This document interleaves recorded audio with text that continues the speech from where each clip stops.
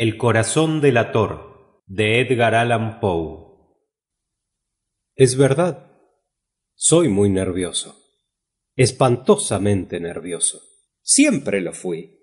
Pero, ¿por qué pretendéis que esté loco? La enfermedad ha aguzado mis sentidos, pero sin anularlos ni embotarlos. Tengo el oído muy fino, tan fino como ninguno.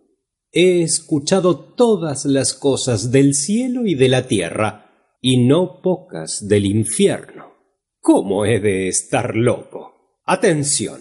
Ahora vais a ver con qué sano juicio y con qué calma puedo referiros todo el suceso.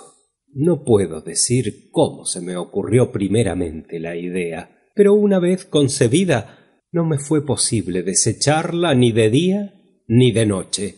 No me proponía objeto alguno, ni me dejaba llevar de una pasión. Estimaba al buen anciano, pues jamás me había hecho daño alguno, ni menos insultado. No envidiaba su dinero, pero tenía en sí algo desagradable. Era uno de sus ojos. Sí, esto es. Asemejábase al de un buitre, y era de color azul pálido. Cada vez que este ojo fijaba en mí su mirada, se me helaba la sangre en las venas, y lentamente, por grados, empezó a germinar en mi cerebro la idea de arrancar la vida al viejo, a fin de librarme para siempre de aquel ojo que tanto me molestaba. He aquí la cuestión. Me creéis loco, pero advertid que los locos no razonan. Si hubierais visto con qué buen juicio procedí, con qué tacto y previsión, y con qué disimulo puse manos a la obra, nunca fui tan amable con el viejo como durante la semana que precedió al asesinato. Todas las noches a eso de las 12 levantaba el picaporte de la puerta y la abría, pero con qué suavidad. Y cuando quedaba bastante espacio para pasar la cabeza, introducía una linterna sorda bien cerrada para que no filtrase ninguna luz, y alargaba el cuello. ¡Oh! Os hubierais reído al ver el cuidado con que procedía. Movía lentamente la cabeza, muy poco a poco, para no turbar el sueño del viejo, y necesitaba al menos una hora para adelantarla lo suficiente a fin de verle echado en su cama. Un loco no hubiera sido tan cauto. Y cuando mi cabeza estaba dentro de la habitación, levantaba la linterna con sumo cuidado. ¡Oh! Con el mayor cuidado, porque la charnela rechinaba. No la abría más de lo suficiente para que un imperceptible rayo de luz iluminase el ojo de buitre. Y esto lo hice durante 7 largas noches, hasta las 12, pero siempre encontré el ojo cerrado, y por consiguiente me fue imposible realizar mi propósito, porque no era el viejo el que me incomodaba, sino su mal ojo. Al amanecer de cada día entraba atrevidamente en su cuarto, y le hablaba con la mayor sinceridad, llamándole por su nombre con tono cariñoso, y preguntándole qué tal había pasado la noche. Ya veis, por lo dicho, que habría de haber sido un viejo muy perspicaz para sospechar que todas las noches hasta las 12 le examinaba durante su sueño.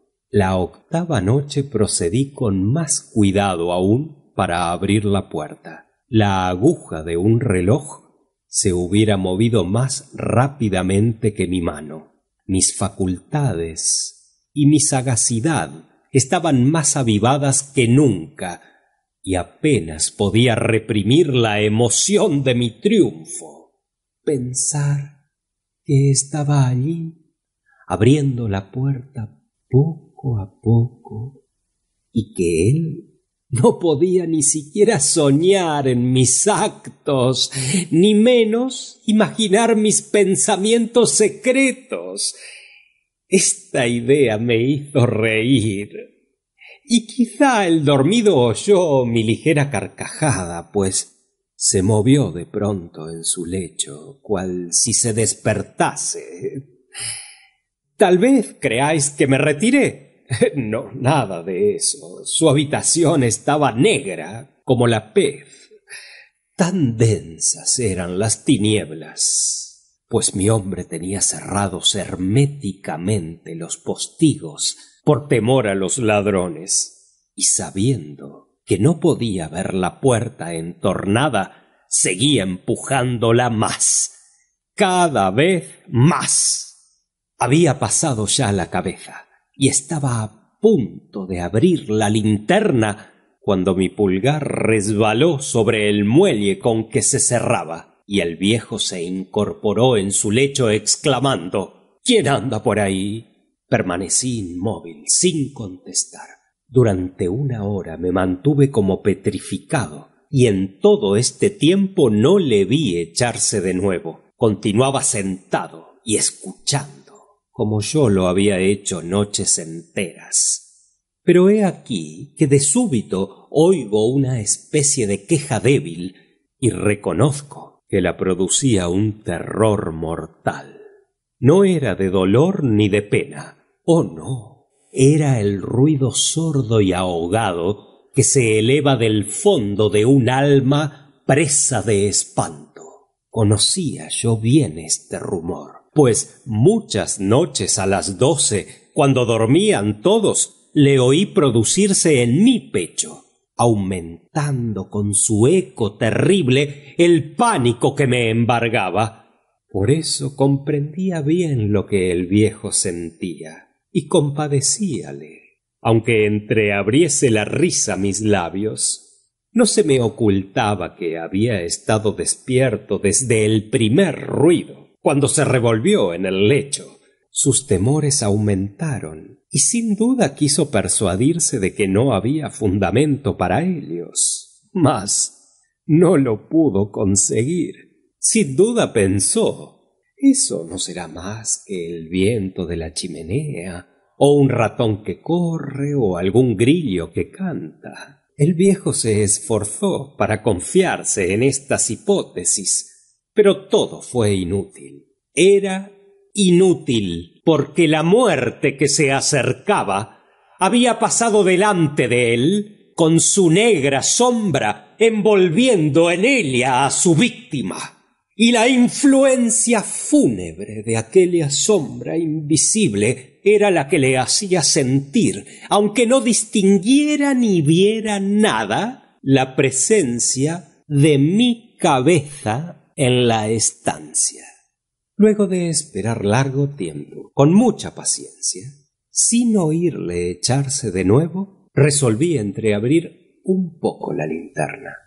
Pero tan poco, que casi no era nada. Abríla tan quedamente que más no podía ser, hasta que por fin un solo rayo, pálido, como un hilo de tela de araña saliendo de la abertura, proyectóse en el ojo de buitre. Estaba abierto, muy abierto, y yo me enfurecí apenas lo miré. Le vi con la mayor claridad, todo entero, con su color azul opaco y cubierto de una especie de velo hediondo que heló mi sangre hasta la médula de los huesos. Pero esto era lo único que distinguía de la cara o de la persona del anciano, pues había dirigido el rayo de luz, como por instinto, al maldito ojo.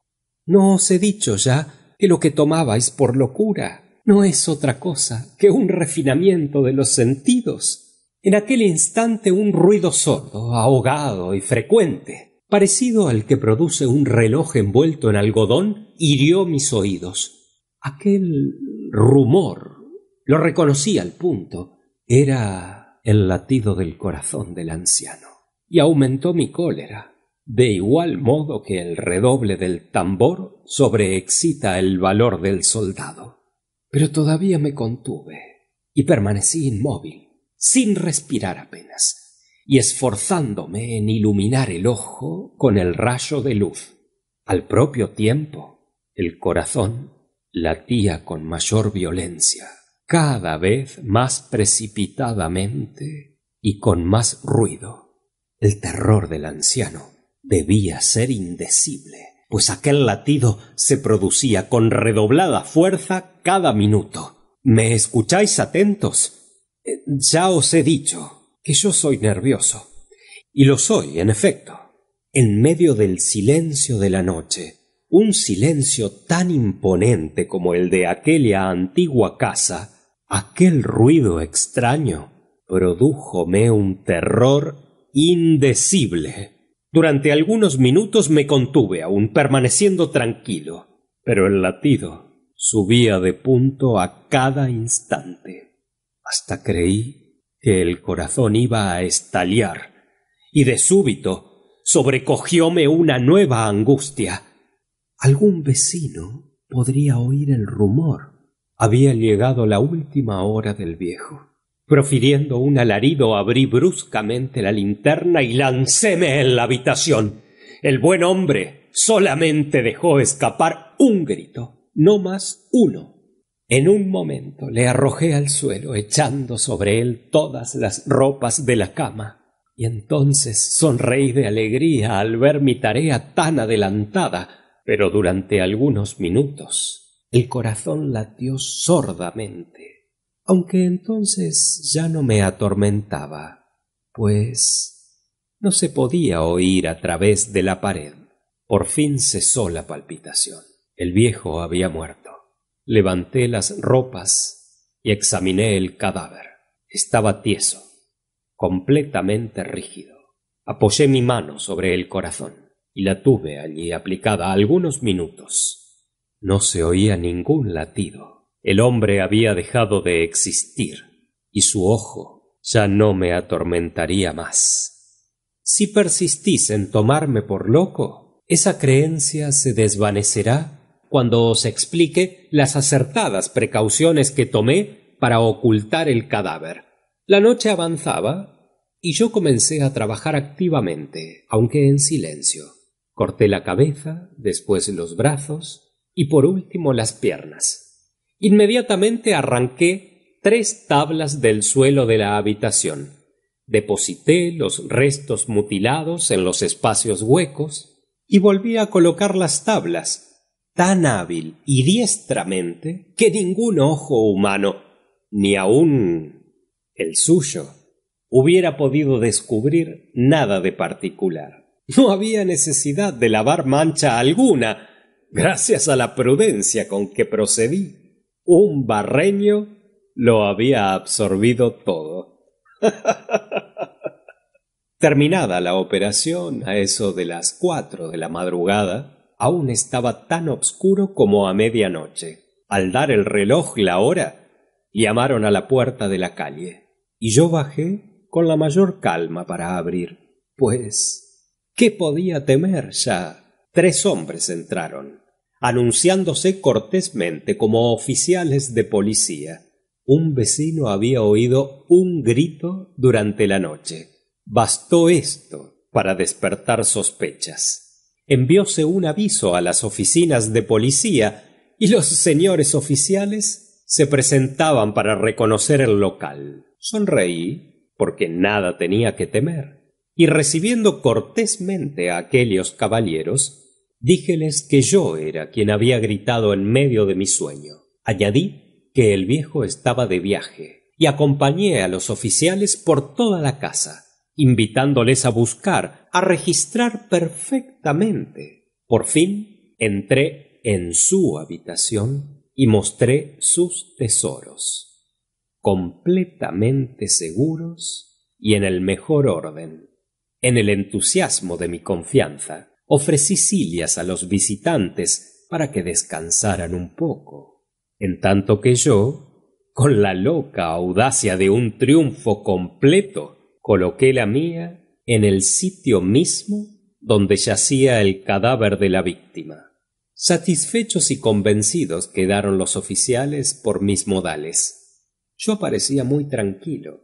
Sentáronse y hablaron de cosas particulares, a las que contesté jocosamente, mas al poco tiempo conocí que palidecía y anhelé la marcha de aquellos hombres. Me dolía la cabeza, parecíame que los oídos me zumbaban, pero los oficiales continuaban sentados, hablando sin cesar. El zumbido se pronunció más, persistiendo con mayor fuerza. Púseme a charlar sin descanso, para librarme de aquella sensación, pero todo fue inútil, porque al fin descubrí que el rumor no se producía en mis oídos. Indudablemente palidecí entonces mucho, pero seguía hablando, con mayor viveza todavía, alzando la voz, lo cual no impedía que el sonido fuera en aumento. ¿Qué podía hacer yo?